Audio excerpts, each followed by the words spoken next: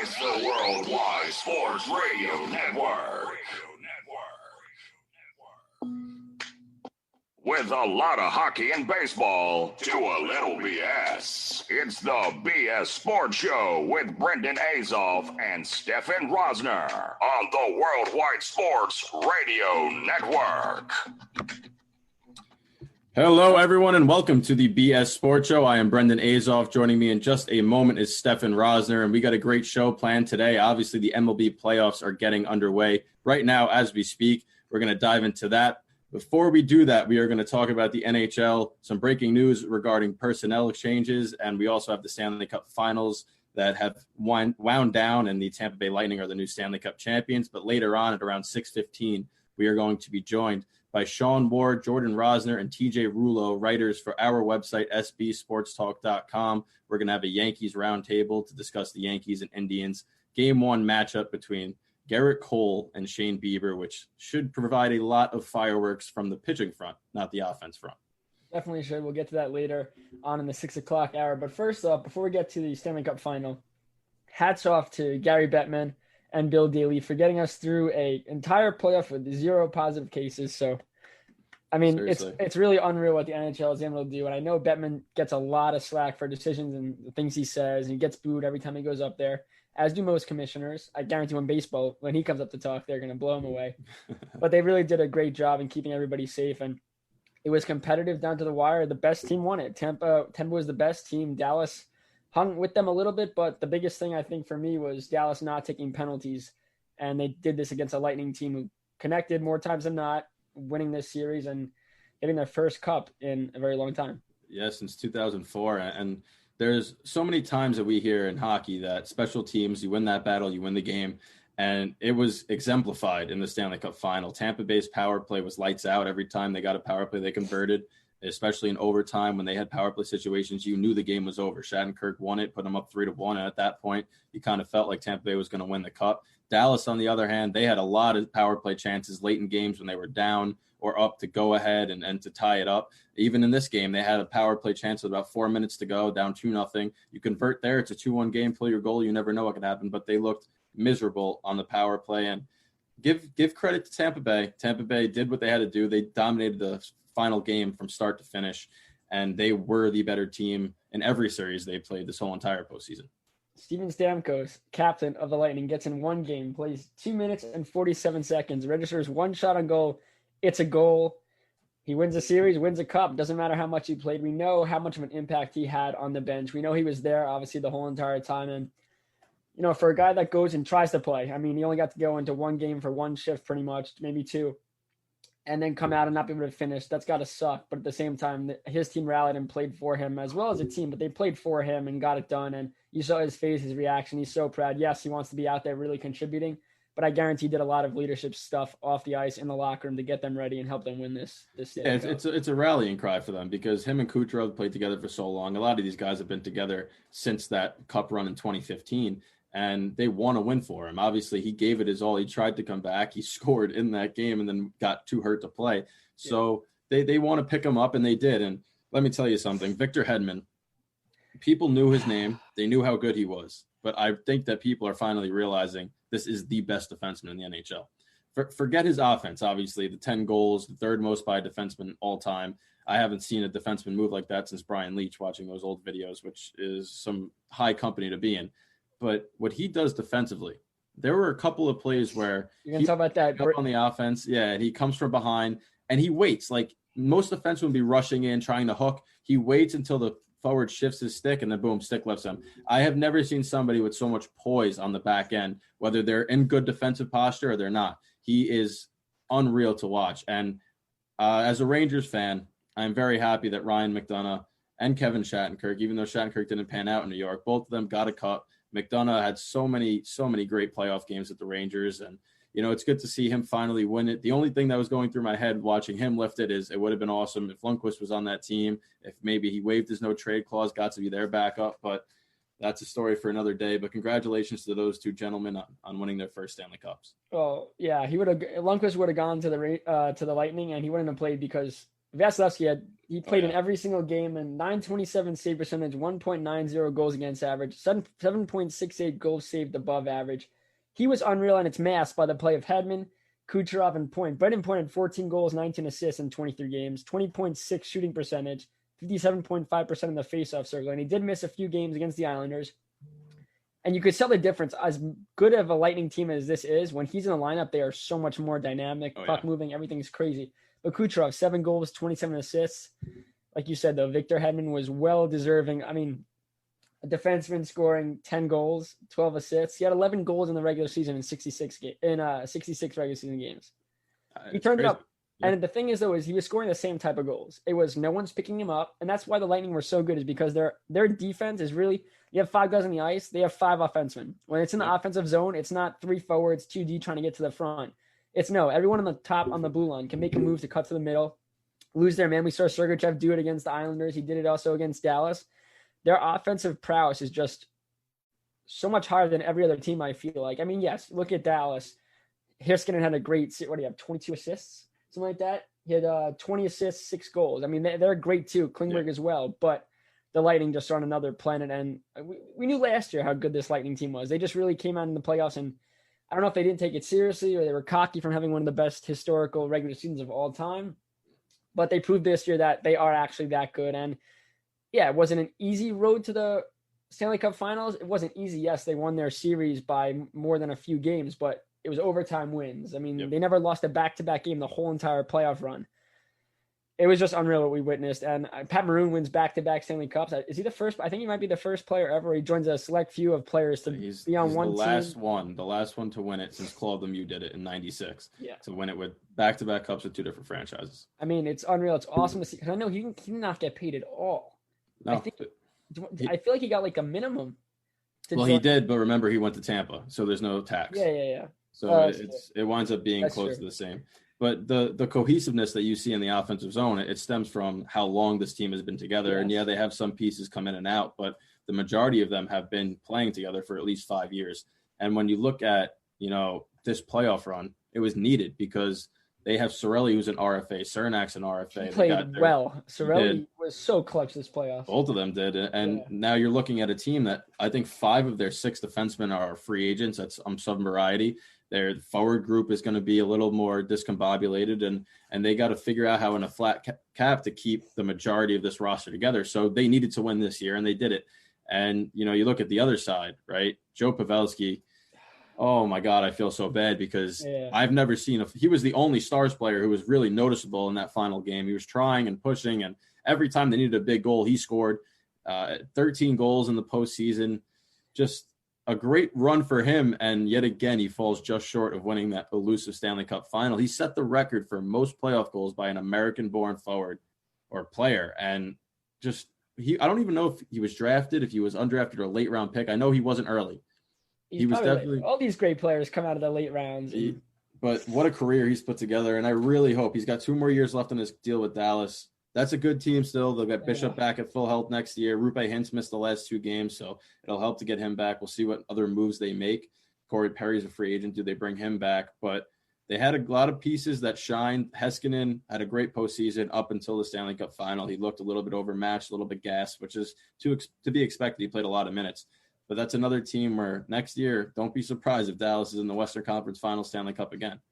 Yeah, and you for Pavelski, it just – I want him to win this series, obviously, because I want him to get a cup. Well-deserving. He's one of the best forward in the league. Definitely the best one in front of the net. The things that he could do with deflections is – but, I mean, it's crazy. The work he put in. You see the videos. He's every day before practice, after practice, practicing deflections. And deflections have been like a steady increase in the league of how teams are scoring. You get to the front of the net. And if you could have a guy like that, doesn't matter how old you are. If he's not scared and not going to move out of the way, he can do this for another couple of years. Hopefully he does get another chance. They interviewed him after – was that the Corey Perry overtime winner? Yes. That game that he won. They interviewed him afterwards, and he goes, "Oh, really? We'll talk about that later." Something like that. Honestly, he's such a team player, such a leader, and you just hope that he finds a way to go back. You look at this, you should talk about next year, Bishop being healthy, and then you get into what if Bishop was healthy? Do they win the Stanley Cup? Khudobin looked unreal before the Stanley Cup Finals. Something happened in his game, whether he was nervous. As a goalie, I watched him very closely in the Stanley Cup Finals, and I realized that he was not he's a very aggressive goalie. When he's on top of his game, he is out there. he was stuck in his crease a lot. Even on breakaways, he was not. It was just little things that obviously contributed to the scoreboard. He has a 2.69 goals against average, 917 save. And without him, they're not making it to the Cup final. But at the same time, when you need to be the best at the biggest moment, he really didn't come through. He didn't make those clutch saves. And again, not blaming him because he was the only reason they made it there in the first place, because he carried that team and played unreal and was a great story.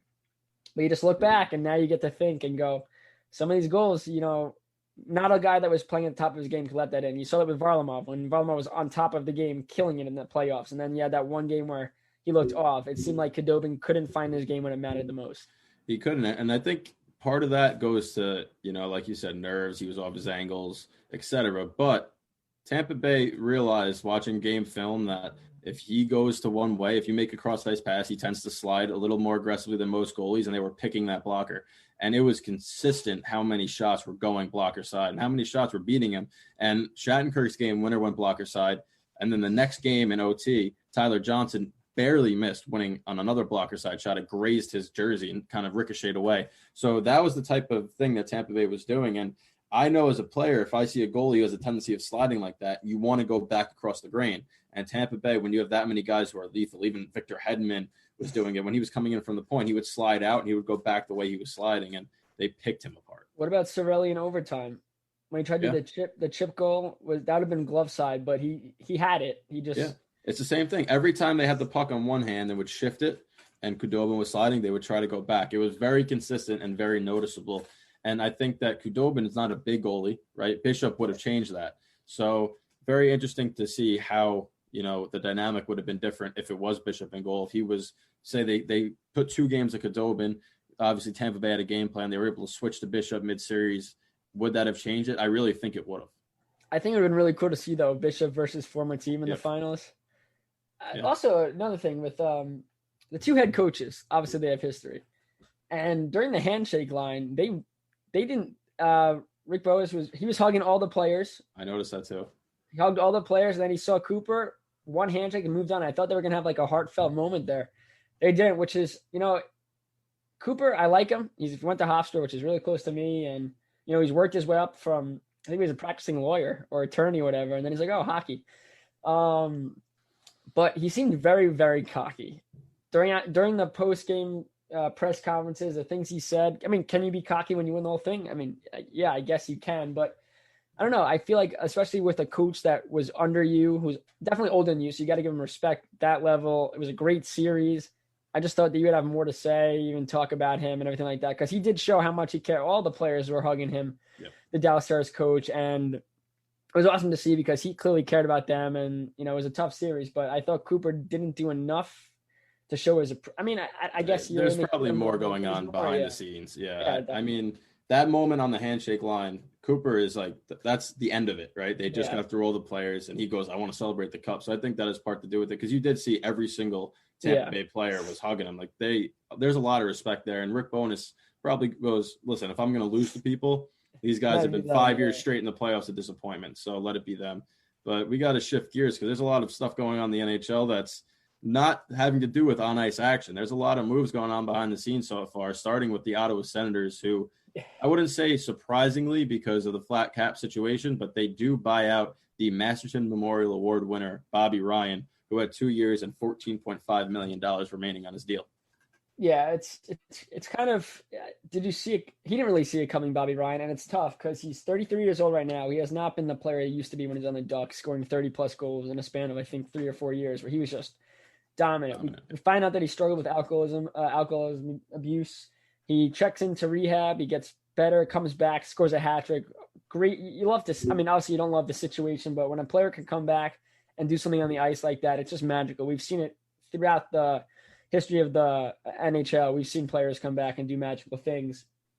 And I think he's done. No, I think the Islanders should go. There's teams that definitely should go after him because, yes, he's not going to be an elite winger that maybe the Islanders need, but if he could play third line minutes and rack up 25, 26 goals, 20-something assists, I don't think he's done. At 33, I don't think he's done. And his buyout is 1.833 annually for the next 4 years. I get why Ottawa did it because they were already in complete rebuild, and now they're really looking at it and go, okay, we're completely done. Craig Anderson, who's been there for a very long time after, starting his career with Chicago.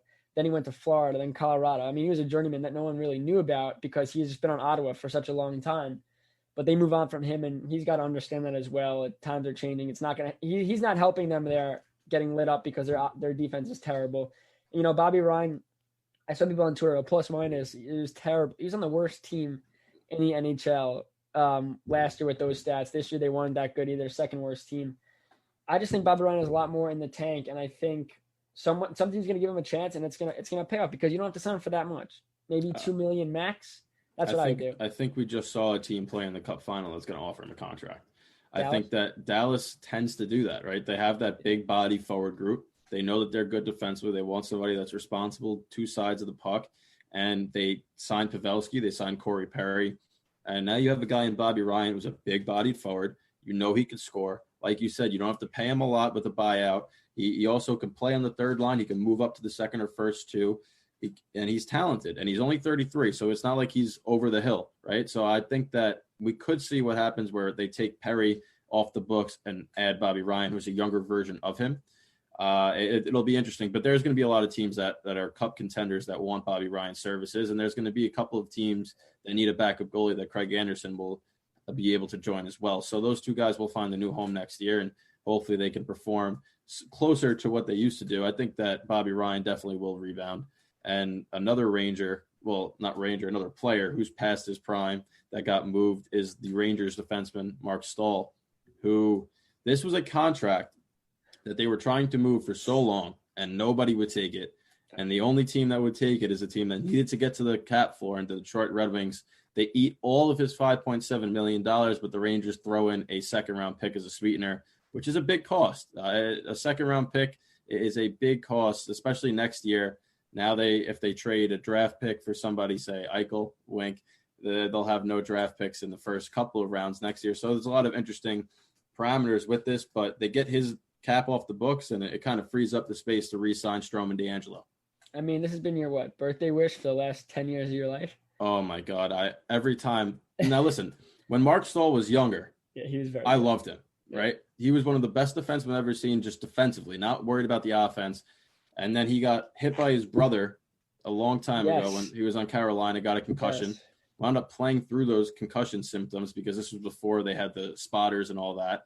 Came back the next year, got hit in the face with a puck in the eye, missed all that time with the orbital fracture, and his career was just never the same. So this is one of the few players that he has excuses, right? There was a lot of stuff that happened injury-wise, but, I mean, his foot speed had deteriorated so rapidly. He couldn't defend anymore. He would wind up going down on one knee doing the old Olay poke check, and he would get beat every time.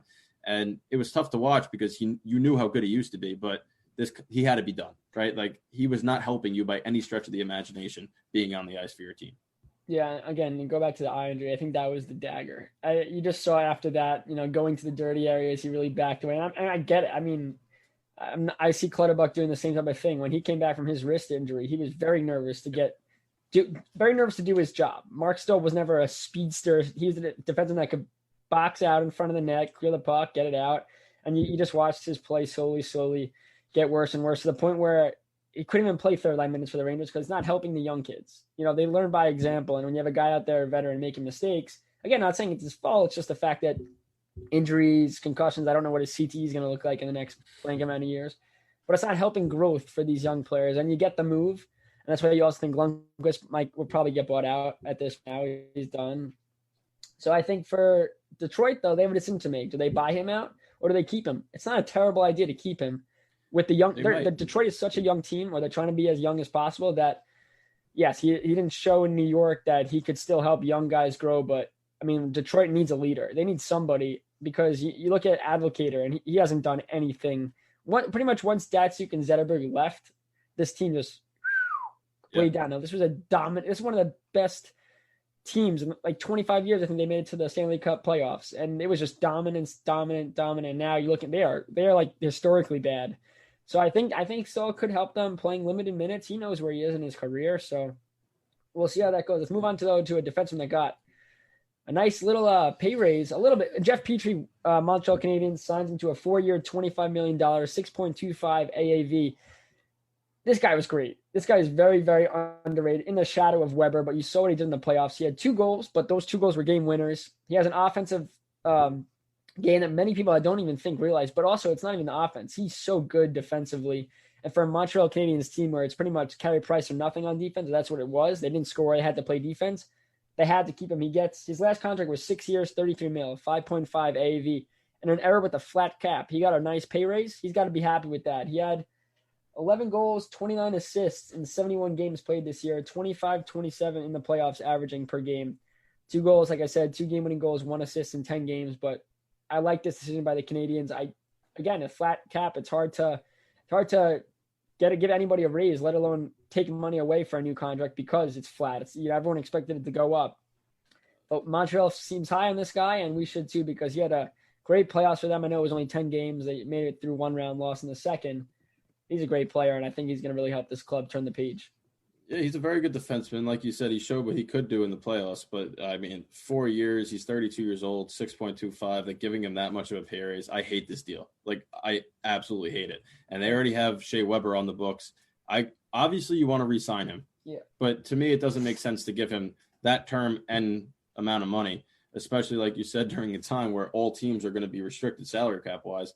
So now they're going to make some other moves. I'm interested to see what they do. But for me, this isn't a guy that's ever really jumped off the book as being a defenseman that should get $6.5 million per year. And now he's going to bump up this whole market. You got guys like Torrey Krug that were going to ask for that. Now they're going to ask for more. Dmitry Kulikov in Winnipeg, who's been an average defender at best, is now going to warrant. He got 3.25 last year. He's going to warrant closer to 5 now because of this deal. It's very, very interesting. And it's questionable, but at the same time, though, they didn't want to let him go, and maybe that's what he said to them. He said, listen, this is what I want, and they have such young players that they're not in an issue right now. They have young forwards. That's what I was going to say. They have young forwards that aren't off the books just yet, which, again, they'll have a problem eventually. Every team does when they have young players. But I think right now they thought about it and went, you know what, we're okay financially on the forward group. Let's not let this guy go to free agency and eventually leave. Because if he leaves and they have a hole they have to fill in. Petrie started with Edmonton, correct? I believe so. So that's why we didn't really hear much about him, because it's Edmonton. But you got to think, for a player that's 32, right? Yeah. He's got to understand in a flat cap, he's not going to get as much money as he may want. So he wants to go for term. He wants the stability. So 4 years at 5.5, giving him a 500, he probably would have said yes. Yeah, you would think. And to me, now you have Shea Weber, who's getting older. You have Petrie, who's 32. You have him till he's 36. Right? I don't know what their other defensive situation looks like contract-wise, but you also have Carey Price in goal, who's over 30. So their back end is getting older, not younger. Their forward group is young, but like you said, they're going to have to re-sign them, and now you're going to have some of these older guys' contracts in the way. It's a very unique situation there. It's kind of the exact opposite of the Rangers, who are going young, and then they're going to have trouble signing all their young guys. Montreal is going to have trouble signing young guys because they're giving money to older guys on the back end. So what I really do think is maybe they think they're ready to compete more than everybody else thinks they're. Maybe they not know something, but maybe they really think that the group they have can actually win now, and that's why they made the deal rather than wait. They probably do, because that playoff series, but that's also, it could be false hope, because would they have won a playoff? They wouldn't have been in the playoffs had it been a regular, they would have had a pick. They would have been able to draft somebody. So I hope they're not looking too much into that qualifying round victory. I don't think they are. I think that they understand that Petrie's a solid defenseman, so they wanted to keep him. But 4 years, $25 million is not cheap, especially in hockey terms. So hopefully it pans out for them. I think that it'll be interesting to see all the salary situations this offseason. Granted that there's a flat cap and that there's going to be a lot of movements. And I think that before the October 9th draft day, we're going to see a lot more players on the move, a lot more contracts being swapped, and it's going to be interesting. When we come back, we're going to dive into the MLB playoff games that are currently underway and the ones that are still to come. We're going to give you our predictions, so stay with us. Don't move anywhere. It's the Worldwide Sports Radio Network. You're listening to the BS Sports Show on the Worldwide Sports Radio Network. All right, welcome back to the BS Sports Show, and now we're going to dive into the MLB postseason. We have 2 games that are currently underway. It is the Houston Astros and the Minnesota Twins, and the Chicago White Sox are playing the Oakland Athletics. Lucas Giolito was the story early on. He had a perfect game going into the 7th inning. Tommy La Stella broke it up, a trade deadline acquisition. And now the Oakland Athletics are threatening in the bottom of the 8th. Giolito came out for the 8th inning. He gave up a walk and a base hit, so they have first and third, nobody out. And the White Sox bullpen is in the game. As far as the Houston Astros and Minnesota Twins, the Astros are currently up right now in the 9th inning. It was first and second, 2 outs. George Springer grounded to shortstop, and there was a error made on the play. So it's bases loaded, 2 outs in the 9th. The game is tied at 1. So first good couple of games so far. It looks like the White Sox were going to roll away, but now the Athletics are threatening here in the 8th inning. Yeah, and Blue Jays, Rays are underway as well. Top of the second, 0-0. And we'll get to that first because out of all the matchups in this postseason, these two teams are the only ones that faced each other in the regular season. They're both obviously AL East. Tampa's the best team in the AL. And you look at this matchup, and it's been close. Head-to-head, Tampa had it 6-4. But they had 5 contests of 1-run games, 3 decided by 2 runs. So this is a tough team. Toronto is not a joke of a team to play against. The thing is that they have so much young talent. It's right. They make the playoffs. Great story. But can they do what they did during the regular season in the playoffs against such a dominant Tampa Bay team? Their starting pitching has been great. Their bullpen's been good, and they hit. I know Austin Meadows, I'm not sure if he's playing. He was hurt. I'm not sure if he's still hurt, but if he's out, that's a big piece. But you look at Toronto, and we saw what they did to the Yankees. I mean, they have pop. You have Bichette, Guerrero, Biggio, 3 Teoscar people Hernandez. but 3 people whose family are Hall of Fame. I mean, it's crazy the talent that they have, that they come from. I just think Tampa Bay is too good of a team pitching wise, and they'll be able to shut them down. I agree. And to echo what you said, Tampa Bay's pitching is the difference, right? They're going to start with Snell. They're going to go to Morton and Glass now. Those are 3 of the best pitchers in baseball all in one staff. Their bullpen's equally as impressive. Their starters have a 3.77 ERA this year. Their relievers a 3.37. And at home, Tampa Bay's ERA is 2.99. So they like pitching at Tropicana Field. And for Toronto, their ERA for their starters is 4.55, and their bullpen's a 4.71, and it's a 4.86 on the road. And we saw they look terrible at Yankee Stadium, but really good in Buffalo. So I think that the fact that they're going on the road, I just don't like this series for the Toronto Blue Jays. I think that Tampa Bay, they snuck into this year being overshadowed by the Yankees, but they were a really good team last year, and they're even better this year. And this is a legitimate World Series contender. And they're, like I said, pitching is going to be the biggest story of this playoffs because it's only 3 games in the first round. And when you have 3 guys, like you said, Snell, Morton, Glass now, that's confidence. There's not a lot of teams out there that have 3 guys, especially this year, that could go, yeah, I have 3 guys that could shut down everybody. I mean, the Yankees will get to. They have a question mark for who their number 3 pitcher is going to be if it gets to that point. Like I said, it has to get to that point.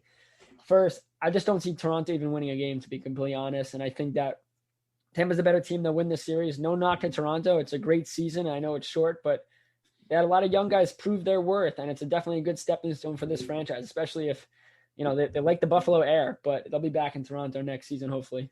Yep, and I'm going to echo your pick. I'll take Tampa Bay to win in 2 games. And let me just clarify before we get on to games that have already started. Every pick that we're making, we've had before. I have a bracket made on MLB.com if you want to see proof. And I'm just going to say it now before we even get into it. I have the Yankees beating the Dodgers in the World Series. It's what I had before the season started.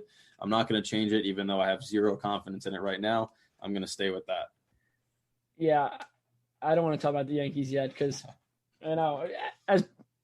as Yankee fans, it's kind of tough looking at the series. The way they've come in, if they had kept their winning streak going, they come into the playoffs, I'm so confident they win this series. But the inability to hit good pitching and relying on the home run ball too much really scares me, especially when you're going against a guy like Bieber.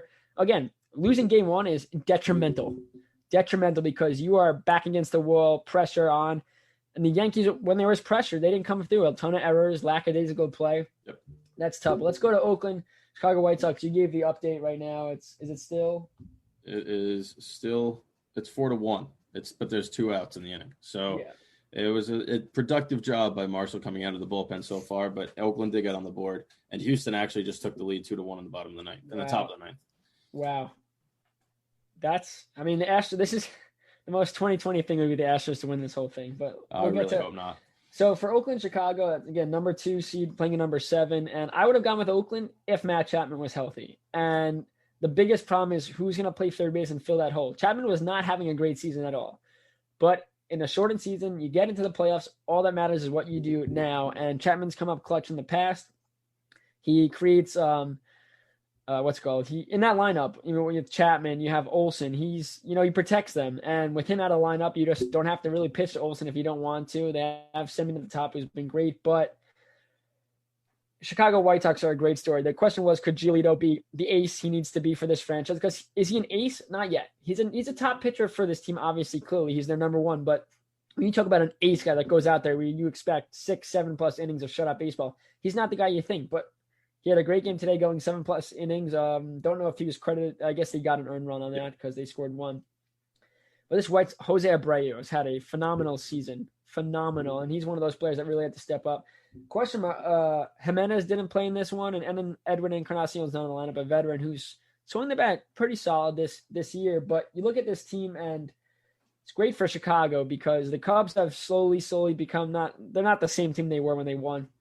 Obviously, and the White Sox are on the rise. They're a fun team to watch, and I really think they could. Well, obviously, they're most likely going to take Game 1. I'm not going to jinx anything yet because I've jinxed too many things on Twitter. I've been like, oh yeah, what a game so far. Great defense. Stars, good, but goal. It just wasn't good. But I do think Chicago White Sox, I'll give Oakland the benefit of the doubt that this goes to 3 games, but I think Chicago finds a way to get the job done and win this series. I completely agree. I think Chicago's going to win in 3. I don't like the fact that the A's started a lefty today because Chicago, I believe, is 14-0 against lefties this year, and they're probably going to go to 15-0.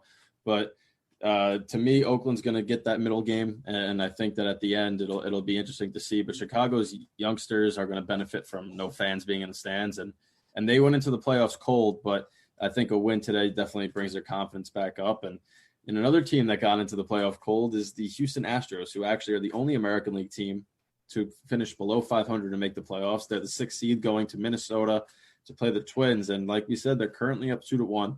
The Twins have the 4th lowest ERA in the baseball with 3.58, or in the American League. And let me tell you something.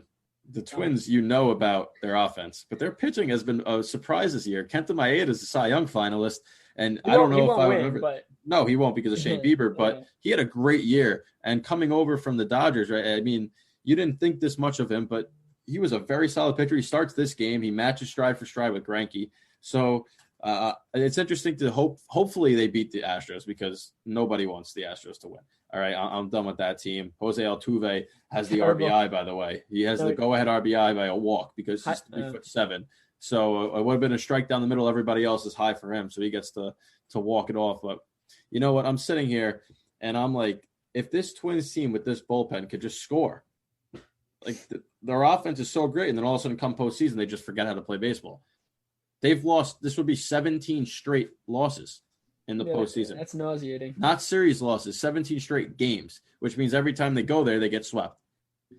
So this was the year. You don't have to play the Yankees. You get to play the Astros, who are depleted below 500, and they're looking at an 0-1 series start right now. And they have a problem that Donaldson is not on the roster, didn't play today, calf issue. It seems to not be a minor thing. This might be a problem. And also Nelson Cruz, their veteran leader, slowed down. He did not have a great end to the year. And you look at it, and this is a game that RBI double today, though.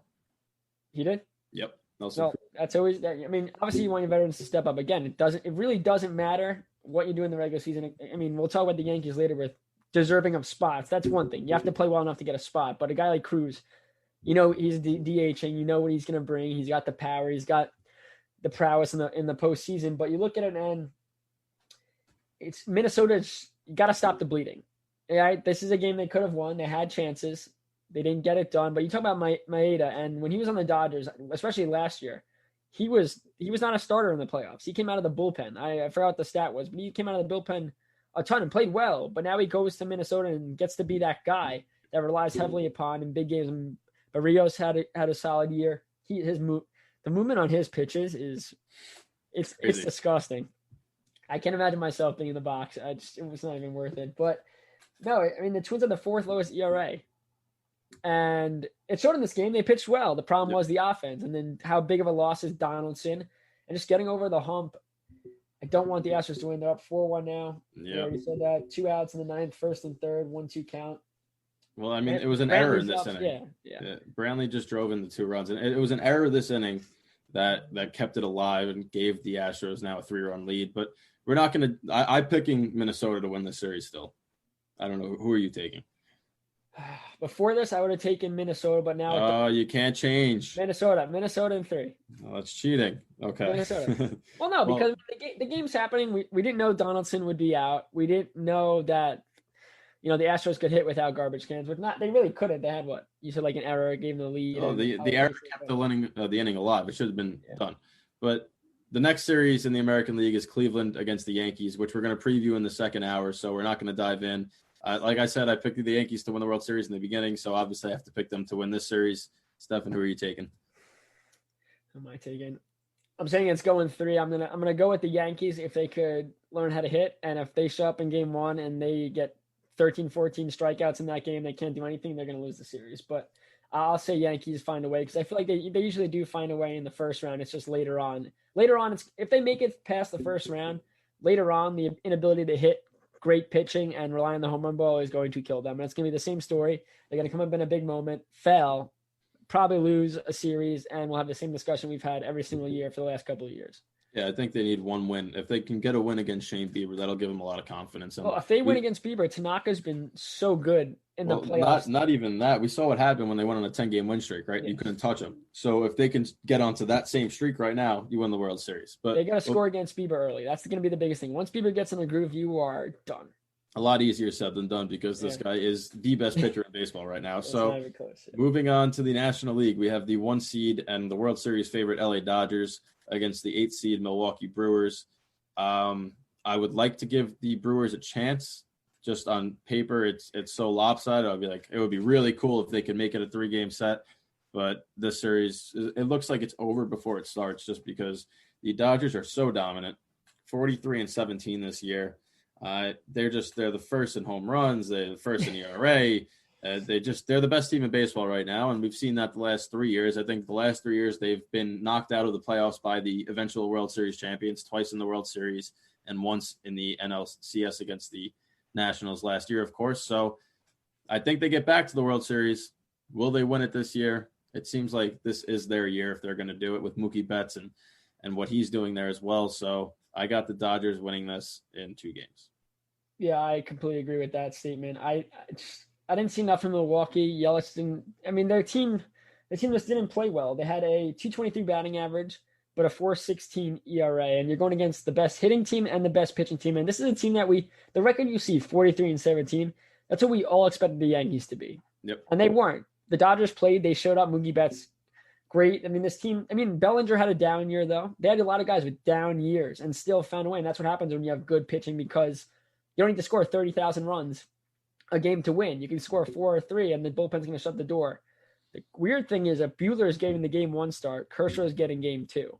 And we actually talked about this earlier on in the show, before we were the BS Sports Show and all that. I had said it's coming to the time where Kershaw's not going to get that 1 start. Buehler has he's overtaken him. I vaguely remember that. Yes, so it's happening. Well, the thing is, though, let's say Dodgers win game 1. Because Kershaw has never shown up in the playoffs, and I'm very interested to see that. Maybe the pressure of not pitching in the game 1 where it's a deciding factor. Plus, if they win game 1, he can. I really feel we'll see a Kershaw-esque performance in game 2 if they win. If they don't win game 1, which if that happens, oh boy, and Kershaw doesn't pick up the game 2 win, a lot of question marks are going to be asked. But I can't see this Brewers team doing much of anything. And on the road, their ERA is 4.17, and obviously the Dodgers are home. So it's going to be a tough one for Milwaukee. But hey, Milwaukee's been in a position like this before last year. I mean, they were very good last year, but they still had to find a way to come through. Yelich was out the whole year, right? He didn't even play in the playoffs.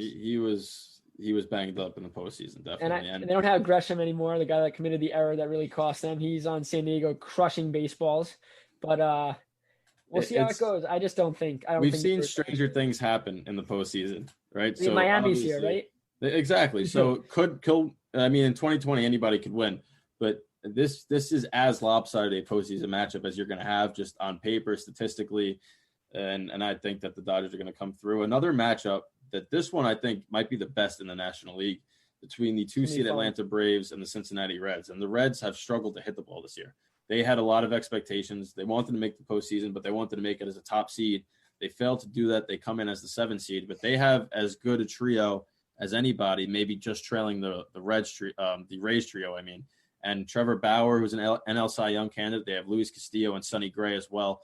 So it's going to be tough for Atlanta to score. And that's been the big thing is that Atlanta has scored on everybody this year. One of the best offenses of baseball, I think, just behind the Dodgers. And you're not going to be able to score 10 runs a game against a starting staff that's that good. So can their pitching hold? Can Max Fried continue it? And they lost Soroka early on, which is a big loss in this postseason type of matchup where it's 3 straight days. Yeah, Cincinnati really might give them a run for their money. I picked the Braves to win, but Cincinnati is going to give them a run for their money. See, I'm going to say Cincinnati in 3, just because, it's Max Fried or that's it. That's it. If they don't win game 1, they're in a lot of trouble because the Reds do have a great pitching staff for the first time in quite some time. And yes, the offense did struggle, but when you have Trevor Bauer probably is the most confident pitcher in baseball. I remember when he faced the Astros, I think it was preseason, spring training. He threw a fastball and he goes, "I'm throwing a fastball." Threw a fastball, beat him. I mean, the confidence he's very outspoken, but I think when it comes to playoff time, he's going to, if he win game 1 and help them go 7 innings, shut out baseball. Again, it's tough to do against an Atlanta Braves team. I'm pretty sure they are second in the big leagues behind the New York Mets for the best batting average of baseball. Yes, the New York Mets, I forgot the number. It's definitely higher than 268. I think it's 275. The Mets had the best batting average in baseball this year. And they don't even make it, which is disgusting in itself, given the fact that the Mets should have made it. Like, this is a team that should have made it. I know they had the injury woes with their starting pitching, but we can't talk about that because I don't want to piss off Mets fans, but it's just the same story, different year. But I mean, before you finish, I do want to say this. I think that the Cincinnati Reds, right? They have the most intriguing collection of players. It's no stars up front. They got the rookie from last year, Aristides, whatever his name is. I can't even say it because it's a tongue twister. And then you have Trevor Bauer, who, like you said, is one of the biggest personalities in baseball, going at Rob Manfred. He wants him to come on his YouTube channel. He's posting YouTube videos today, the day before game 1 of the playoffs, right? So, I mean, I've never seen somebody this calm. And when you're the Braves, you got to be looking at it and going, there is a very good chance. This is the one team they didn't want to play, right? They would hope that somebody else would drop down into this because you don't want to play a team that has 3 good starters. The same way if the Mets were to sneak in, the Dodgers wouldn't want to play them because game 1, you have to face the ground. So you could immediately go down 1-0, and then after that, it's, a toss-up. So definitely intriguing. I think it goes 3.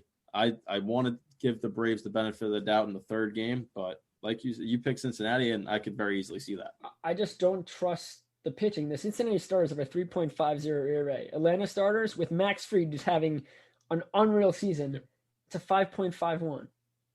Yes, the Cincinnati bullpen is not as good, 4.53 ERA compared to the Braves' 3.50. But again, I just think the starting pitching is going to play such a crucial part. And we saw in the game, the Minnesota Astros game, both pitchers were out after, I think, 5 or 6 innings.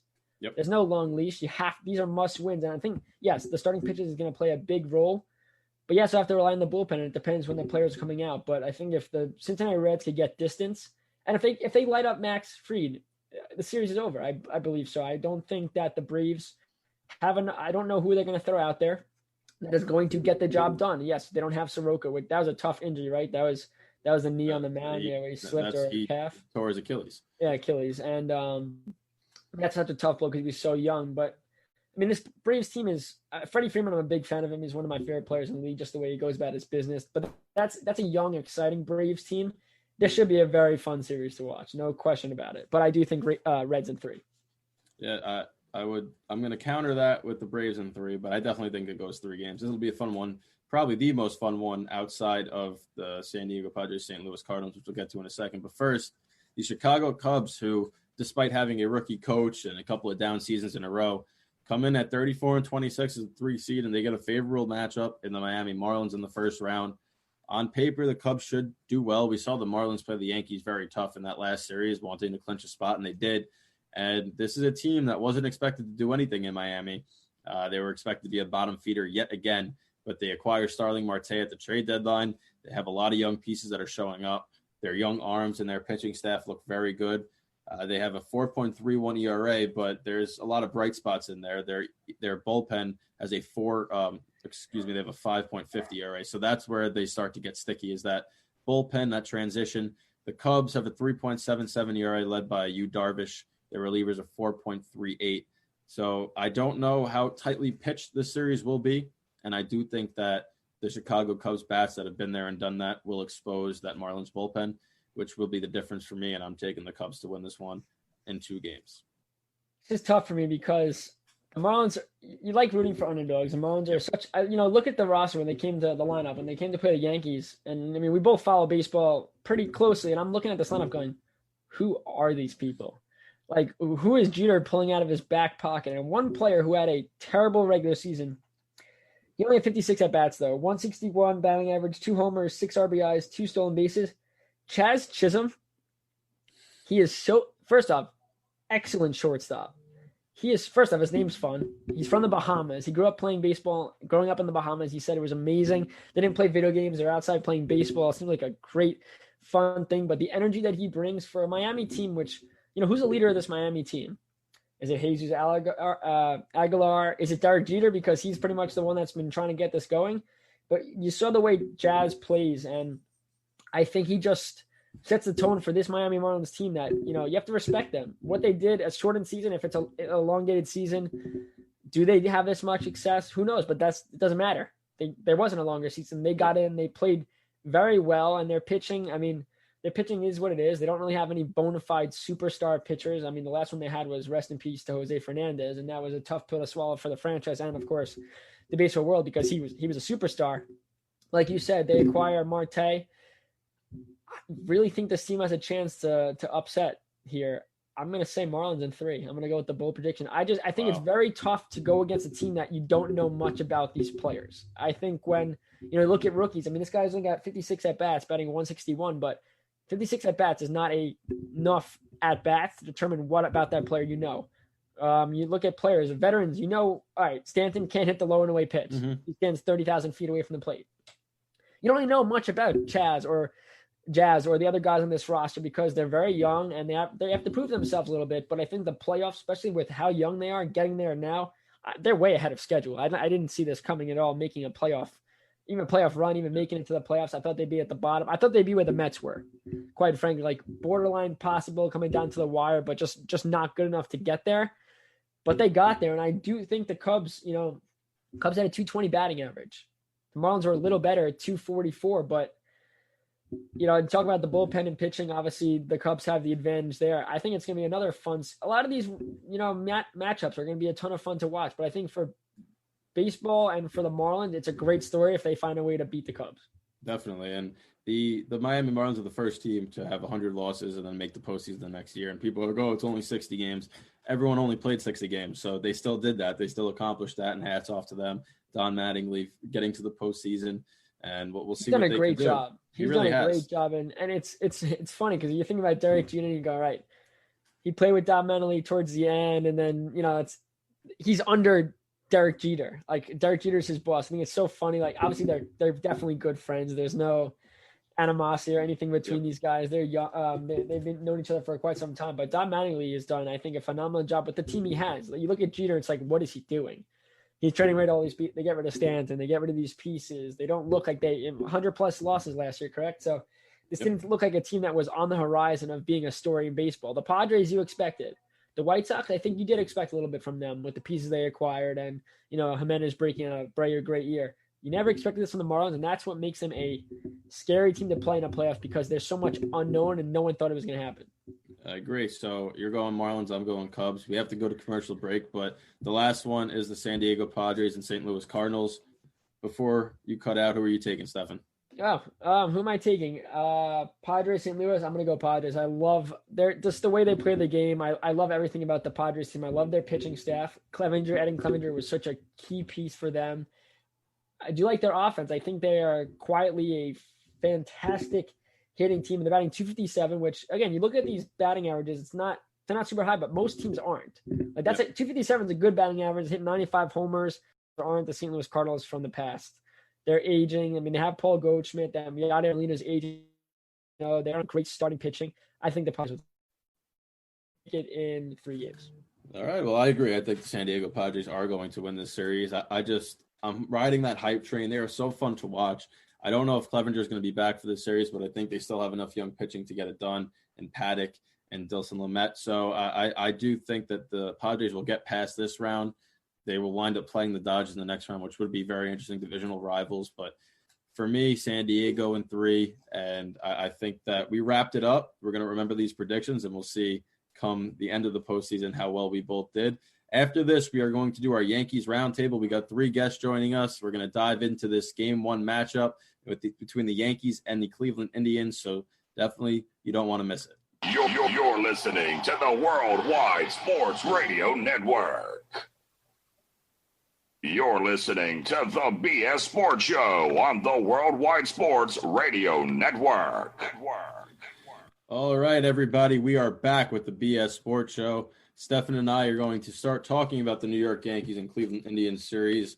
And in 15 minutes, we will be joined by Sean Ward, Jordan Rosner, and TJ Rulo, our baseball writers for SMB Sports Talk. And we're going to have a good roundtable going. We're going to get a good conversation. Obviously, this is a huge series. I think that most of the baseball world will be watching at 7 o'clock, not for the 2 teams, not to see the Indians or Yankees win, but to see 2 of the best pitchers in baseball face off in Shane Bieber for the Cleveland Indians and Garrett Cole for the New York Yankees. Yeah, I mean, this is going to be a fun one for sure. We're all expecting 7+ innings for both of them, shutout baseball, but that's usually not the case. I feel like whoever team can get to the other guy first is going to win this game just because, they're coming. Garrett Cole has been great over his last couple of starts. Shane Bieber, 8-1, 1.63 ERA, 122 Ks. He's winning the Cy Young. It's not even up for debate. We talked about Maeda having a great season. Shane Bieber just went on an absolute tear. Oh, yeah. High velocity pitcher, nasty breaking stuff. And Brennan, we've talked about it before. That's been the Yankees' toughest thing to do is find a way to hit those low and away pitches and not strike out. The Yankees strike out an enormous amount of time. I think they're at 8 point something per game in strikeouts. And this guy, Bieber, I think is averaging 14. Yeah. His strikeout rate is crazy. It's the thing is, though, is you want to be patient. Let's say the Yankees take pitches. The problem is he throws strikes. You take him the pitch. I already picture in my head Aaron Hicks, lefty in the box, swinging on a pitch that's coming into his stomach just because he got movement. I see Stanton whiffing at a low and away pitch like Chris Carter used to do in his short term. And I see Judge taking a strike 3 call because, that's Aaron Judge, and that's what we've seen recently. I think Cole's got a lot to prove. I think Cole has a lot more to prove than Bieber, given the fact that the Indians were solid this year, but they weren't a one-man show with Jose Ramirez, how good he's been. But that really was their team. And I think for the Yankees, obviously when they were hot, they were getting contributions from a lot of people. And I think the Yankees were expected to win. In a shortened season, they were going to dominate. They were going to win the AL East. They were going to see the Dodgers in the finals, and they were going to have to win because it's been way too long since they've won, and this is the team that they want to win with. Brian Cashman, when he got Cole, said, I expect multiple championships. And the last thing that this Yankee team wants to see is Cole come in, not play amazing, and they lose in a first round in a best of 3. That would just be demoralizing for a franchise. Obviously, everyone hates the Yankees besides Yankee fans, so they're going to love that stuff. They're going to eat that up. But you look at it, this is a lot of pressure for this Yankee team, pressure that really they haven't been able to handle when it mattered the most this season. Well, there hasn't really been pressure this year just because of the fact that there's no fans. And I think that would have been a driving force in it. And if I'm not mistaken, tonight is Shane Bieber's first career postseason start. So who knows, maybe he'll feel some of that pressure too. And like you said, the Yankees are going to strike out tonight. I fully expect them to strike out 10 times. The question is, what's the over on that? What's the line on that? I don't know, but it's easily 10. Yeah. I think that they have to make the most out of the other 17 outs. And what we've seen is the Yankees be a very boom or bust offense, right? They're either scoring no 1 runs per game or they're scoring 7 to 10 and they're destroying teams. I think tonight the situational hitting has to come through. And if it doesn't, you're not going to score off Bieber. It can't just be DJ LeMahieu and Gio Urshela getting the RBI singles, right? Aaron Judge is going to have to get a hit tonight. Giancarlo Stanton is going to have to get a hit tonight. It comes down to those 2 guys. Those are the 2 big names in your lineup, right? Yes, Luke Voigt's had a great year, but he has done it this year. He's done it in the absence of those 2 big names. Now in the postseason, your 2 big names are going to have to be the 2 guys that come through. The only way you win is if that happens. Garrett Cole has a 2.60 career postseason ERA. You know that you're going to get a good start from him tonight. If he gives up 3 runs, that's still a good start, right? You can't expect him to get a shutout right now. You got to get some run support for him. And tomorrow, you know that Tanaka's going to have a good start with his postseason career stats. So the offense is going to win or lose the series, not the pitching. And I will stand by that. And we're going to talk more about all that stuff when these guys come on. But Gerrit Cole versus Shane Bieber, don't expect a lot of runs, but expect a lot of situational hitting to have to occur for either team to win. Yeah, and you look at it, it's tough because Yankees aren't at home and they're not playing to their strengths. Obviously, they're built for that ballpark. And when you take them out of their element, they haven't been great on the road. They've been better at home. Most teams are better at home. But you look at it, and for me, I agree with you. It's more on the offense. You have to have stellar defense. Your defense cannot have holes because as much as Gleyber Torres has had a struggle at the plate, he has, since becoming a shortstop in Didi Gregorius' absence, it has been very alarming because he's not making the hard plays, which again, he's transitioning. He's going to have to learn how to make that at the MLB level, but it looks lackadaisical, and he's making those errors that Didi Gregorius would not make. You let him walk. And people are saying like, well, they should let LeMahieu walk because that Torres could go back to second base. First off, you're going to let the guy that just won the AL batting title and the first player ever to win NL and AL, you're out of your mind. You're off your Torres rocker. has to just what? You're off your rocker. Torres just the real Torres just has to play better, or he's in trouble of being a DH. I mean, it's you could deal with the errors during the regular season because you get in, but in the playoffs, you're going to get from Gio Urshela. He's going to be brilliant. Wherever DJ LeMahieu plays, he's going to be brilliant. My concern is also the outfield. Aaron Hicks has looked shaky in center field at times. I'm not saying it's obviously doesn't have that many errors. He's a very good outfielder, but at times, big moments. Brett Gardner gets to start in left field over Clint Frazier. I think that's a great move. Brett Gardner's been on fire. Clint Frazier has really struggled hitting into a lot of ground balls. Yep. Brett Gardner, again, he laid down a beautiful bunt the other day, but Gardner also has shown a lapse in defense at sometimes. And for a team that's struggled offensively, the last thing you can do is give away runs. It's one thing if they earn them, but you have to make Cleveland earn their runs because, again, Lindor has not had a great season, but he could pop off in the playoffs. Jose Ramirez, you can't put guys on base for him because he'll come through more often than not.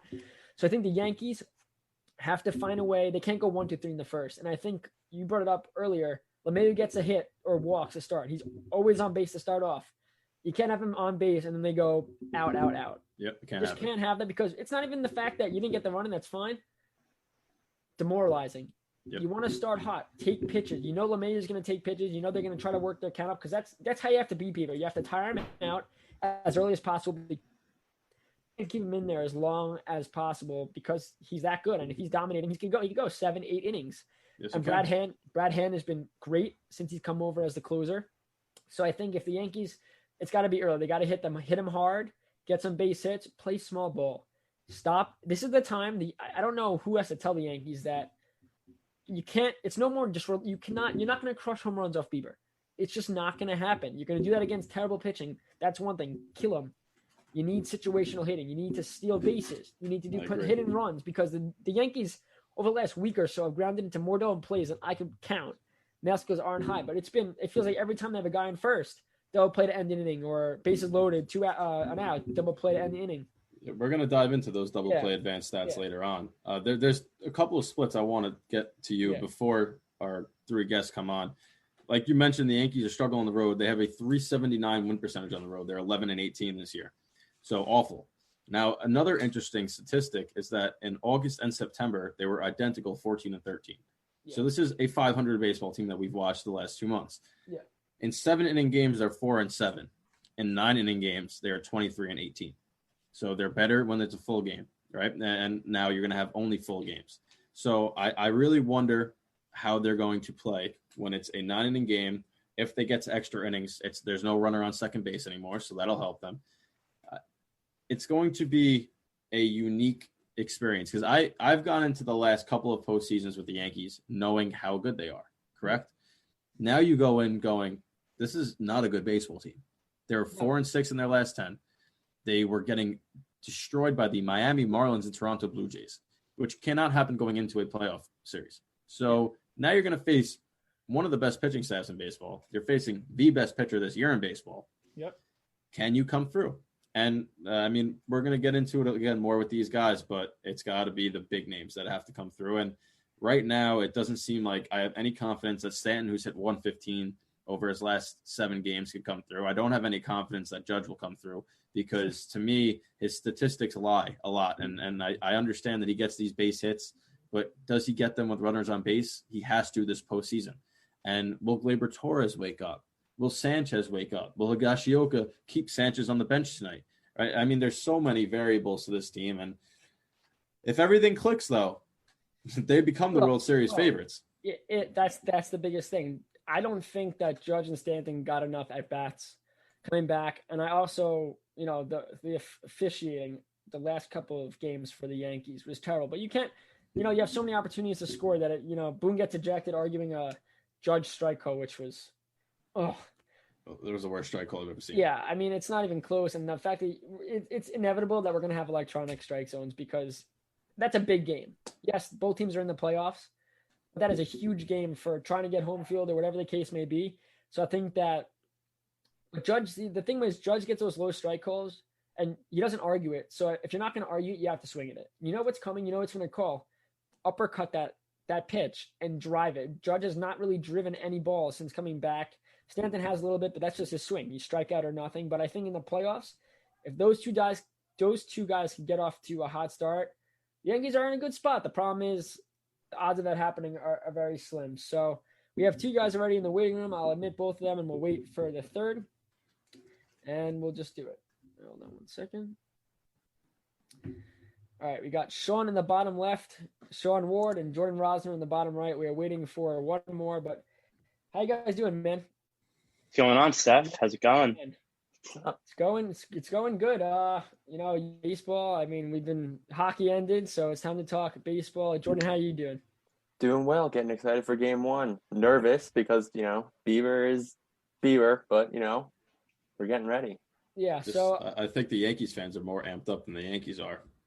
I mean, we sure hope that they show up, but we are waiting for one more, but we'll begin while we wait. So first off, Garrett Cole. We have a Met fan on the bottom left. We have a Yankee fan on the bottom right, but everybody knows how good Garrett Cole can be. He was shaky during the season, but what do you have to see from Garrett Cole? We'll start with Jordan. What do you have to see from Garrett Cole tonight to prove that, okay, this is a guy that could really help this team win a championship? Well, I think the thing with Garrett Cole is that last season, he was the greatest pitcher on the planet. This season, that title is now on his opponent, Shane Bieber. So I think what Garrett Cole really has to do is, A, try to channel his season from last year and the second half of the season he had this year, where he was as dominant as he usually is, and B, also not be fazed by the matchup. I mean, the Indians, Shane Bieber is great, but they're pitching, honestly, it's Lindor, Ramirez, and company. So if he gets past those two big bats that are hot, I think he can really take advantage of this matchup in a way that Bieber can't against, a murderer's row in the Yankees, if you will. Sean, what are your takes on that? Yeah, I agree with Jordan when he said you got to get past Lindor and Ramirez and then company. Those are the two threats in the middle of the lineup there. Take care of those guys. Cole should be able to handle the rest. I think he's just got to be able to get deep in this game. If he goes deep, I think that'll really help the Yankees out for the rest of this game and the rest of the series. In 4 starts in September, he went at least 6 innings, allowing 1 earned run or fewer. So, TJ, we'll get your take. Thanks for joining us. TJ Rulo, the bottom of the screen. I see you're wearing an Indians jersey. Is that a Lindor jersey? Yes, it is. We're unbiased. We're unbiased. But TJ, though, obviously you've been covering a few articles about the MLB as a whole. Garrett Cole, Bieber, what are your expectations tonight? You think it's going to be 7 innings for both of them, low run scoring, or you think early on one of them is going to get hit and it'll decide the series pretty much? I think it's going to go as advertised. 2 things most of interest to me. In terms of Cole, he's been hit by the long ball, giving up, I think he's 3rd most home runs allowed in baseball this year. But the Indians are 27th in home runs. So it's going to be tough. I mean, if it's not going to come from Ramirez, Franmil Reyes, Lindor, if they're going to have to score against him with multiple hits, I can't see them scoring more than 1 or 2 runs. And then with Bieber, from watching him, he's really, really good at painting the outside corner against righties. But we've seen it with LeMahieu and Voit, and then a healthy Stanton and Judge are really good at this too. They'll take that outside pitch and they'll just go to right field with it. And that works at Yankee Stadium a lot, but obviously playing at Progressive, we'll see how that plays too. Yeah, Brendan, I'll get your take on this before, but we talked about that, how the Yankees are not at Yankee Stadium. They could try to play that way, but it's really different when you have the short porch there and that's how you score runs. So, Brendan, what are your takes? What do you think about Garrett Cole tonight?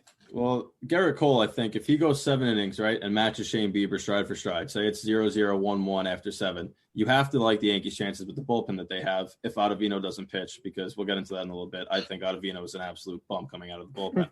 But the Yankees strike out 21.7% of the time. Doesn't bode well against Shane Bieber, but the Indians strike out 23% of the time.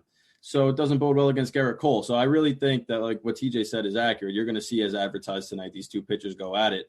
And the right field not being at Yankee Stadium does hurt the Yankees a little bit, but the Indians don't have that much power either. So I like the Yankees' chances to hit a couple more home runs, have a couple more doubles now down that right field line, which for DJ LeMahieu, it could wind up working. Aaron Hicks likes going to right field down the line as well. So maybe a couple of triples. We saw him hit one last week. I think that the Yankees are going to have to manufacture a couple of runs tonight, and they could still pick right field apart, even though there's no short porch there. Urshela, too, is another guy that goes pretty much wherever the pitch goes, and that's why he's been so brilliant with the Yankees. And he comes home. He played for Cleveland. For him, this is redemption time. This team, Cleveland, didn't really give him much of a chance, and we'll see if he does damage tonight. But moving on, the Yankees announced that Gardner will start in left field over Clint Frazier. And while Clint Frazier, I'll just read the stats, 267 batting average, 8 homers, 26 RBIs, only 1 error. But his last 7 games, he's batting 167. For Gardner, reverse, 223 batting average this year, 5 homers, 15 RBIs, 4 errors, which is pretty alarming for a guy that's always been a defensive weapon. Last 7 games, he's batting 368. What do you guys think of the decision? Because it's tough. You see Clint Frazier, he pretty much does everything the Yankees have asked. He worked religiously on his defense and has become more than serviceable. I would trust him in a big moment, but do you think it was the right decision to go with Gardner? And do you think maybe we'll see Clint Frazier later on in the game as a pinch hitter? We'll start with Jordan. I think this debate for me really comes down to Brett Gardner's presence on this team. He's the veteran leader. He's the guy that gets them all fired up. And especially because A, they're not a Yankee Stadium, and B, there's no fans. This Yankees team needs to get going somehow. And I think Brett Gardner in that lineup really does that for them. And especially in the last 8 games, I mean, Aaron Boone, his decisions are questionable, but I really do think that this one makes sense. And playing the hot hand, playing the guy that we need hits against Shane Bieber any way we can. And the guy that's getting hits right now is Gardner over Frazier. So I think we could see Frazier pinch hit. He has the tendency to be clutch. We've seen it before, but I think starting Gardner was the right call. John, what do you think? Yeah, I agree. I definitely think going with Gardner right in the hot hand is the move right now. I think if it was reversed and Frazier was hot, Boone would go with Frazier. But since it's not, he's going to go with the experienced guy, the hot hand. I do think we'll see Frazier in this game at some point, definitely to pinch hit, though. So I would keep an eye out for that. DJ, we'll get to you. Yeah, I think you probably could have went either way. Gardner was definitely the better hitter in September. And like you said, Frazier's gotten good enough defensively where they're kind of interchangeable when you're assessing defense. So I agree with Jordan there. When all else is equal, you just go with the guy who's been there before, like Gardner. Yeah, I thought it was interesting, though, because Cleveland's going to be starting a righty each game 1, game 2, game 3. So if this is how they're going to play game 1, Frazier might not start a game this series. That's a good point. Brendan, we'll get to you. Yeah, I think that the lefty-righty matchup pertains more to Bieber just because of how nasty he is against right-handed batters. So I do think that Frazier will come out in game 2. But, I mean, if courtesy of Bronx Bomber News, our buddy, we've had him on here a couple of times. Gardner's 385, 10 for his last 26. Clint Frazier's batting .050, 1 for his last 20. So when you even get it into smaller, more direct numbers, it's the right move to give Gardner the appearance tonight. And, you know, maybe it'll piss off Frazier a little bit, right? You go, oh, God, I named a starter. They finally put me in the lineup every day. Now I'm not starting game 1 of the playoffs. Maybe he comes back in game 2 and has a 3-for-3, 3-for-4 night and goes, I'm going to solidify myself in this lineup. I mean, it's really hard to justify sitting him just because he's literally done everything you've asked after a few years of, it seemed like the Yankees didn't want anything to do with this guy. And now he played well. It's what have you done for me lately? And lately he hasn't done much. But I'll throw something out here for you guys and we can talk about it. Joel Sherman, and he said this today on MLB Network. He said this a couple of days ago. If he was managing, he would not put Stanton in this lineup. What do you guys think about that as a decision? Obviously, a healthy Stanton's going to play. He said that. He said Boone has to start a healthy Stanton. But if it was him, he didn't like what he saw coming back from the IL, and he thinks that you have better options. What do you guys think about maybe having Frazier play instead of a Stanton, like as a DH role? I think TJ. Yeah, I think maybe if there's a sense of urgency, maybe if they lose game one, you need to just ride a hot bat. But I just think the ceiling's too high with Stanton, similar to Judge. Judge hasn't been Judge since coming back from injury, but you just can't ignore the ceiling that they have when they're in the lineup. Jordan, we'll go to you. Yeah, I agree. I think that if you have a healthy Stanton, you play a healthy Stanton. I mean, this is the guy that we're paying an astronomical amount of money to play. Most of the time it's been for him to sit on the IL, but now he's back. We got to trust our big guys in the middle of that lineup to produce. And by sitting Stanton and putting Frazier in, I think we're just going against what our payroll says. I mean, we're paying Garrett Cole to play in these games. We're paying Stanton to play in these games too. So I think that if we are to see Frazier come in, I do think it could be for Stanton. Stanton's struck out 3 times against Bieber. I think Frazier could come in maybe for him instead of Gardner. But I think that if you have Stanton, you go with him until he's so bad that you can't play him anymore. Or he gets hurt. Or he gets hurt. I mean, we've seen that enough. I mean, it's not out of the question that Stanton could get hurt in a 3-game. I mean, the most 2020 thing would be for all the Yankees to get hurt and pull their groin on their way to first base, somehow walking against Bieber, who's probably going to strike out more than half the batters he faces tonight. But we'll move on to another big thing is Higashioka gets the game 1 start at catcher for Gerrit Cole. And I'll just throw some numbers out there. 4 games for Cole, 1.00 ERA, 34 Ks, 27 innings pitched with Higashioka. 8 games, 46 innings pitched, 3.91 ERA, 60 Ks with Sanchez. Higgy's batting .250, 4 homers, 10 RBIs. When you say he's not in there for his bat, just because he's a better defensive catcher, and the fact that Sanchez, how many catcher interferences have he had over the last 2 weeks? It's been terrible. But also Higashioka's hitting. Not to the extent that you 250, he hasn't had that many opportunities, but Sanchez has been so bad. Is this a make or break for Sanchez in this, what could be a 3-game series? Because clearly if the best pitcher on this team is electing to go with Higashioka, that's not a huge problem because, they have preferences, but what do you think you have to see from Sanchez if he does get an opportunity? Because I think he'll catch Tanaka tomorrow, but he's slowly losing his spot on this team as a starter. So we'll go with Brendan first. Well, you know how I feel about Gary Sanchez, right? I mean, I just can't stand him. And now you add the catcher's interferences to the whole equation. He's trying to get too close to the plate. I think that Higashioka has a chance tonight to solidify himself as a catcher, not only for Gerrit Cole, but maybe for a game 2 if he has a good game. And I think that in the other situation, Sanchez has an opportunity if Higashioka struggles to say, this is my team. Let me be the catcher every day. And he looked a little bit better as of late. Even that bases loaded pinch hit, he flew out to the wall. That was the hardest hit ball of the inning. And an 880, I think, expected batting average it had. And, of course, that's just the type of year he had where it doesn't fall. So I hope that he can bring that type of bat. We've seen how explosive he can be in a short period of time. But this season just doesn't look like he has any interest in playing, let alone being an explosive bat at the catcher spot or good defensively. So if Higashioka can do his job today and Sanchez struggles tomorrow and there somehow is a game 3, I wouldn't be surprised if Higashioka winds up playing in that game 3 also. Sean, what do you think about this? Yeah, Brendan pretty much summed it up there. I think it's Sanchez has to produce or else Higgy's going to take the job from him moving forward. If the Yankees win this series and Sanchez struggles tomorrow, if he does catch Tanaka, Higgy's going to be the starter from here on out, it looks like. So he really does have to step up offensively and defensively. Jordan? I think one interesting thing to point out is I believe when Gerrit Cole was on the Astros, he also had a personal catcher. I think it was Martin Maldonado. And the Yankees were going to try to go after him this offseason as well to see if, that personal catch thing could work out. So Gary Sanchez, he's clearly losing his footing. I don't know if I'd hit the red flags quite yet. I think this might be a case of Gerrit Cole really likes Kyle Higashioka. And if that's who he's working with and gelling with, you're going to need him to be at his best in game 1. Higgy's bat has come alive a little bit, which is good. But I think for me, Sanchez still has this job until it gets even worse than it is. Which I don't know how that could happen, but, it gets worse than it is. Before we get to TJ on this matter, I'm pretty sure, did Sabathia pitch to Romine all the time? I don't know the stats on that, but I definitely know someone liked Romine a lot better when he was on the team. And obviously Romine, this is the catcher they really needed this year. They needed a defensive catcher that came in through the clutch and let Romine walk. And now you see the Yankees, if Sanchez does not come through and Higashioka struggles, they don't have to go out there and get a JT Realmuto. Let the Mets get them. Let them have something. I know TJ is bobbing his head like, yes, please.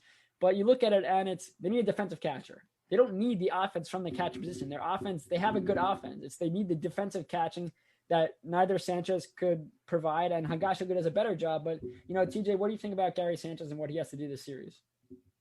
I mean, he just has to hit when he gets the opportunity. I think as far as Higgy goes, their lineup is deep enough where if their star pitcher wants to throw to, he should throw to whoever he wants to throw to, and they have the premium to be able to value defense, and anything that he does at the plate is a plus.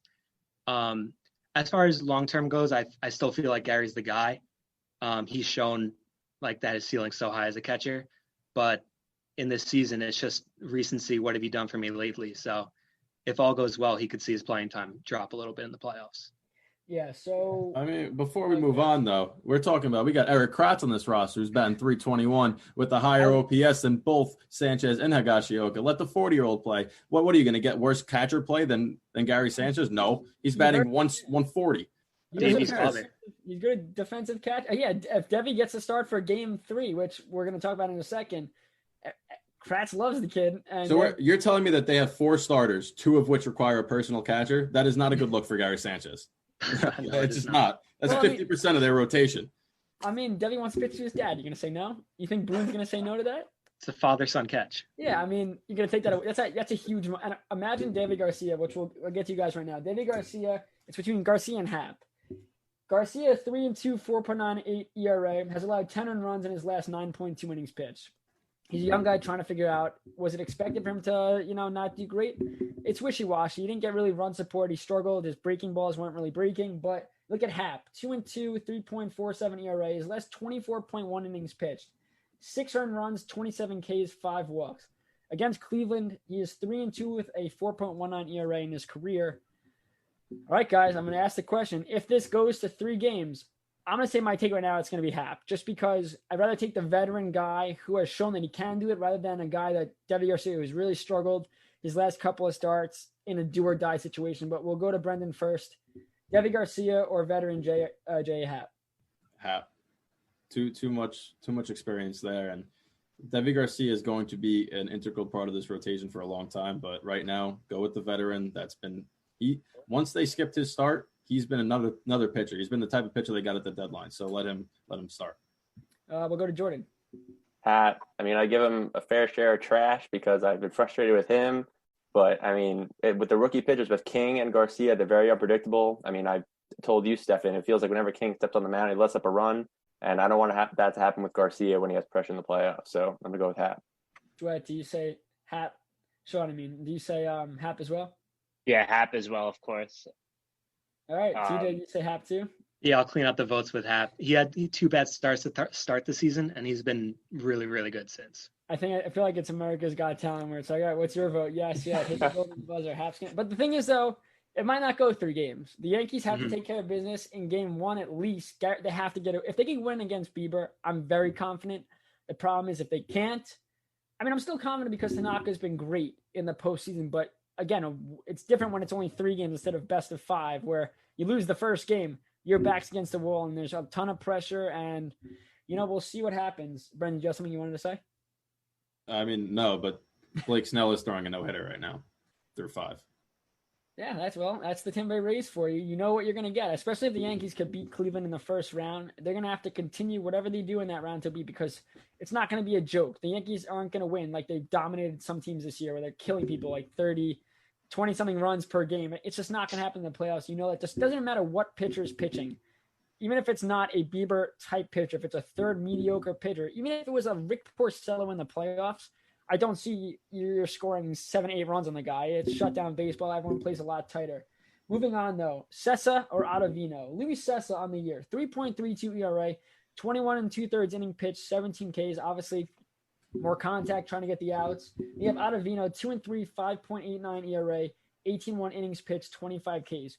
We know how brilliant his movement is on his pitches for Ottavino, but we've seen him struggle in the playoffs in a big moment in a game. You trusting Luis Sessa, a guy that's gotten shelled from Yankee fans, but he hasn't really been that bad? Or are you going with a guy Ottavino who in the past has proven how good he can be? He just has been struggling. We'll go to Jordan. Is there a none of the above option? No, but honestly, Sessa, for me, has been a more of a long inning relief guy. I mean, they've started him a few times, and plugging him into a high leverage situation, it's just hard for me to imagine. Ottavino is a guy that, again, we paid him to play in these situations as well, but he hasn't been showing it. So my honest answer, none of the above. Try to find someone else. Maybe Zach Britton, bring him in when you need him because it's playoffs. But if I had to choose between these two, I guess I got to go Sessa. TJ. I think my honest answer would just be it depends. I wouldn't necessarily trust Ottavino with a clean with runners on base, but in a clean inning, I think I'd have to give him the ball. What's kind of interesting is that he's obviously his ERA is almost like 4 runs higher than it was last year, but a lot of his underlyings are still pretty similar. He's just getting very unlucky with balls in play, but obviously he's always been a high walks guy. So I feel like if he's coming in with a situation of guys on base, it could implode quickly. Sean, how do you feel on this? I would go Sessa. I think Ottavino is just struggling too much right now to trust him. I don't think you trust Sessa either, but I think out of the two options, he's just he can go deeper in the games too. I don't think you would trust Ottavino to go more than 1 inning. You could have Sessa go multiple innings if you need him to. So I would go Sessa. Brendan? Sessa last year when he pitched looked like the moment didn't get to him. I do think it depends is the correct answer because that's what they'll go by. I also think that Jonathan Loaisiga has more leverage than both of these guys so far because they like his stuff that much. So I don't know who you see. I can't envision Ottavino coming into a close game right now, the way he's pitched this year, the way he pitched last postseason where he was their worst reliever last year in the postseason as well. So it's kind of continued into this year, and I think that there's no faith left. They've given him blowout games to come in and get his stuff right, and he hasn't been able to. So I think you'll see him maybe earlier than you normally would, and I think that Sessa may actually come in after him. But to me, it goes Chapman in the 9th, Britton in the 8th, Green in the 7th, and Loaisiga in the 6th. Speaking of Chapman, obviously we know how last year ended.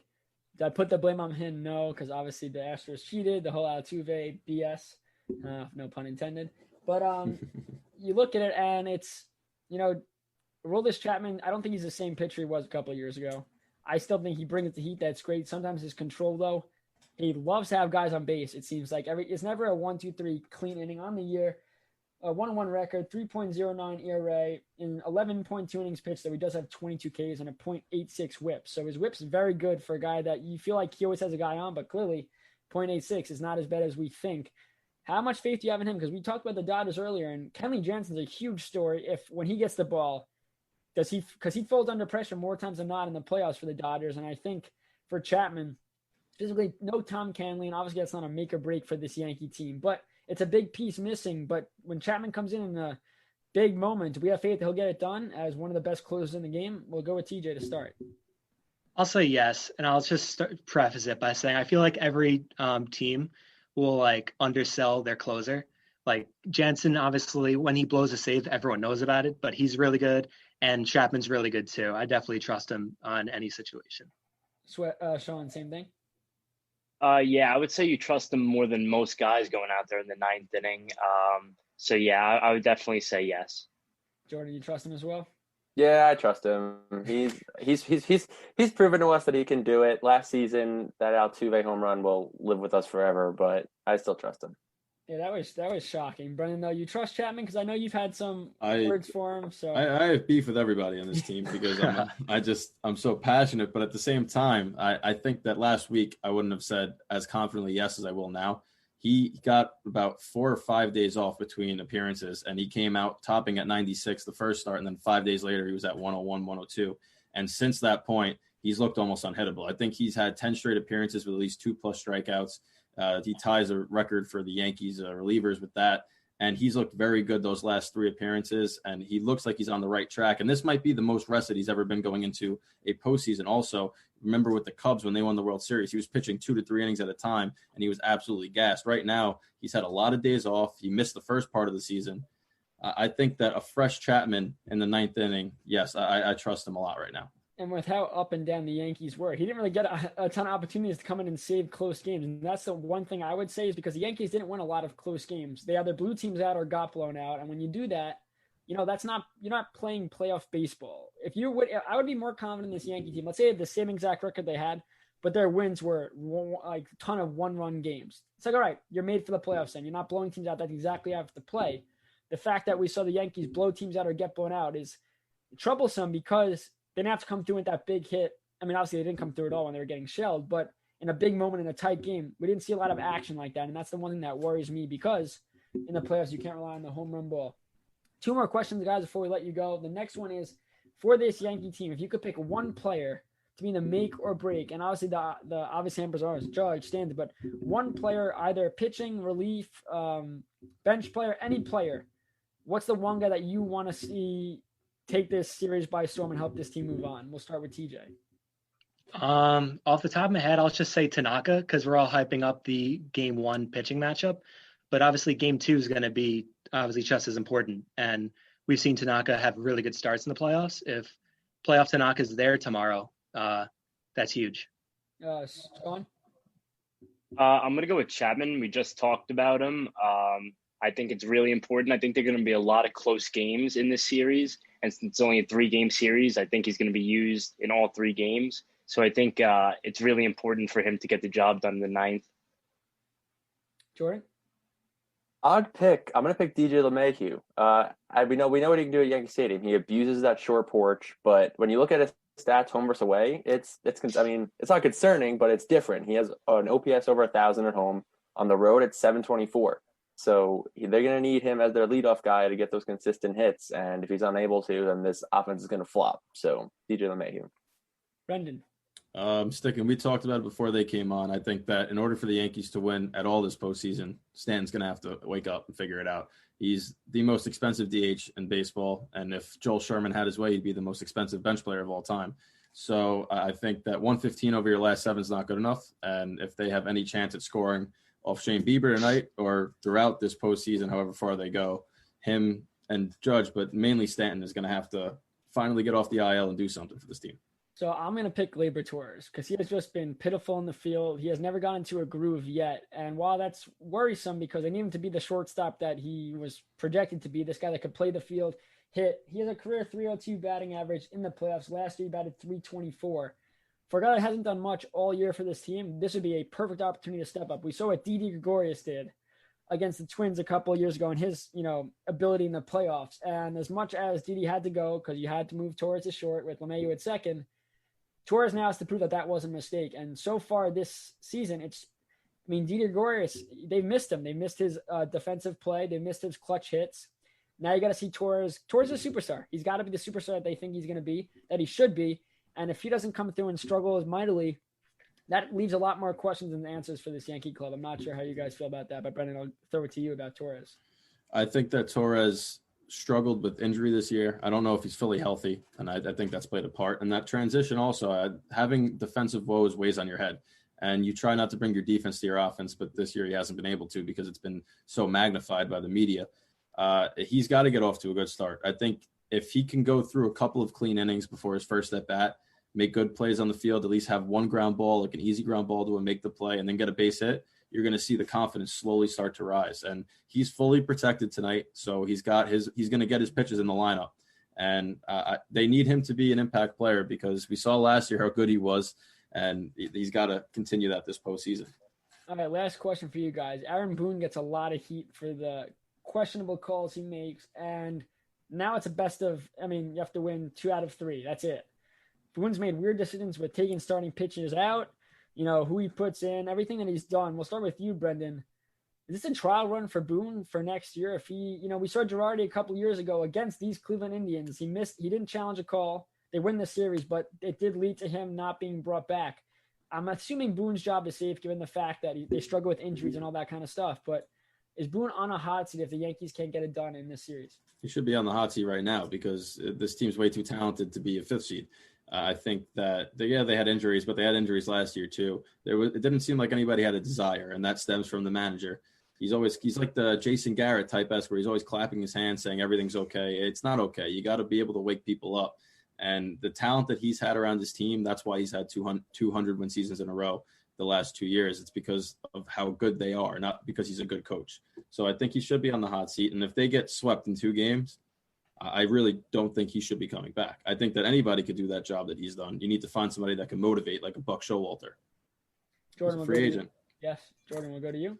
I agree. I think that trash Aaron Boone a lot. He makes a lot of questionable decisions. It seems like whenever a guy gets on a hot streak, he sits him. I don't know why, but that's what it seems to be. I'm surprised he even made the right call to play Gardner today over Frazier.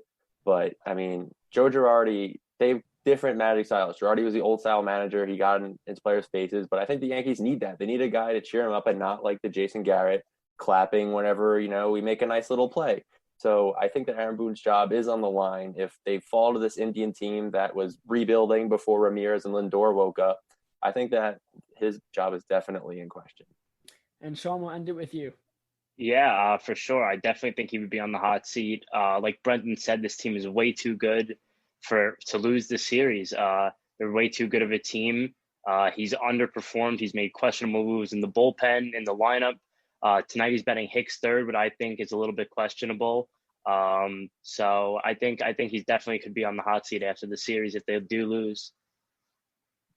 TJ, my apologies. I want to hear your take as well. Yeah, I'd first like to say that Aaron Boone leads the league in complimenting the other team while he gets ejected. But I think when we came into the season in February and March, it was the Dodgers and the Yankees, and one team has held up their end of the bargain. So this team's too good to not make it to the World Series. So I think he could definitely enter hot seat territory next year if they don't go far. So we want to thank all of you guys for joining us. It was a lot of fun. This is the writers for SBSportsTalk.com. You guys do a phenomenal job. We appreciate you guys coming on and talking. Thank you, boys. Definitely go enjoy. Obviously, the Met fans go. Hopefully, you think that the Yankees get shelled tonight. As the Yankees fans, go enjoy the game, and we'll talk to you guys later on. So thanks, guys, again. We really appreciate it. Yes, thank you. Thanks for having us. Thanks for having us, Steph. See you guys. So I will remove that. All right, that was a ton of fun. We're gonna go to a quick commercial break, and Brendan, you can take us to that commercial break. Yeah. So for you Rangers fans that are still listening, apparently Lundqvist will be bought out tomorrow. So we'll talk more about that when we come back from the commercial break. But tomorrow definitely seems like it will be a sad day for New York Rangers fans. So we'll get to that, and we'll finish off with a good 5 minutes. So stay tuned. It's the Worldwide Sports Radio Network. You're listening to the BS Sports Show on the Worldwide Sports Radio Network. All right, everybody. Welcome back to the BS Sports Show. 5 minutes until game time for the New York Yankees. But before we finish off with that, Larry Brooks of the New York Post, as well as Darren Drager, have both reported that tomorrow will be the end of the 15-year career for Henrik Lundqvist in a Rangers uniform.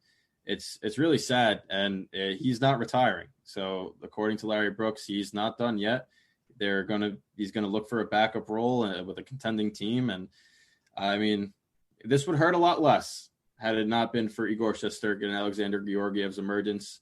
They have a great tandem that will keep them going next year and for a long time coming. But I mean, this is a guy that I grew up watching. He's been my favorite Ranger for so long, arguably the greatest goalie of the last 15 years, and he's the greatest European goalie of all time. Top 5 in wins. I mean, you could just rattle off the stats, but the end of an era definitely in New York. It's tough, and as an Islander fan, I mean, they've battled against Lundqvist. As a goalie growing up, though, you could hate the Rangers all you want, but the respect level for Lundqvist was just the leadership. I know he wasn't a captain, he didn't wear the C, but he was the leader in the locker room through even the times where he was the Rangers. He was the reason they were in the playoffs year in, year out, and he always said the right things. And class act. It's sad to see him leave. Again, when Brodeur left to go to St. Louis, it was like, just retire as a Devil. But he believes that he could still help a team. We talked about it earlier, potentially going to a team like the Lightning and backing up Vasilevsky, but he's not going to play that much. I don't know what he wants to do.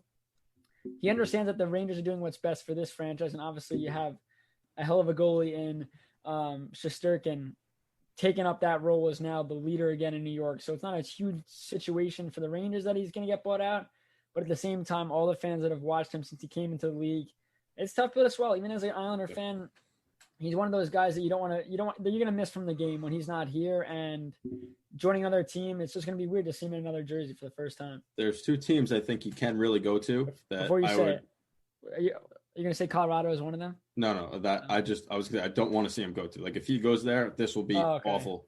And it's Flyers? Washington and the Flyers. The Yeah. Flyers have no backup with Elliott being a free agent, and Washington's going to lose Holtby, and they have Samsonov, but why wouldn't they want a guy that's been a thorn in their side every time they try to make a playoff run, right? First of all, I'd rather him go to Washington. Second of all, if I ever see him wearing an orange jersey, I will not only throw up on the spot, but I will be so upset and just discombobulated from seeing that. Mark Stahl in a Detroit Red Wings jersey looks so weird. Henrik Lundqvist in a Flyers jersey would look more disturbing than Gritty when he first came out. And he was disturbing. He gave me nightmares. He gave everybody nightmares, man. It was the weirdest thing ever. But I understand what you're saying. If he was a Flyer, I mean, I would love Colorado. I think Colorado is just the best place for him to go because they are just they're a goalie away from winning the whole thing. I mean, Grubauer wasn't terrible. Our boy Pavel, I'm not going to try his last name. It's just not. No, but you look at it and Lundqvist would be a perfect fit there because let's say he's not going to be playing 30, 40 games anymore. If he could be a tandem, I think he can still be a tandem. If him and Grubauer split time, or I think he'd still contribute again. The defense for the Rangers wasn't good. And a guy like Lundqvist getting up there in age is not making the unreal saves that he's used to making, and he's letting in weak goals. I think on a team like Colorado healthy with a great defense, great forward group, a great team in front of him, we could see Lundqvist put up numbers that he's put up a couple years ago, and I think that'd be an awesome way to – I mean, maybe it's a one-year deal and that's it. He has one try left, and that's it. But, we got 2 minutes left. Let's talk up and wrap up what we saw in baseball today. Brendan, if you want to take us through the scoreboard right now.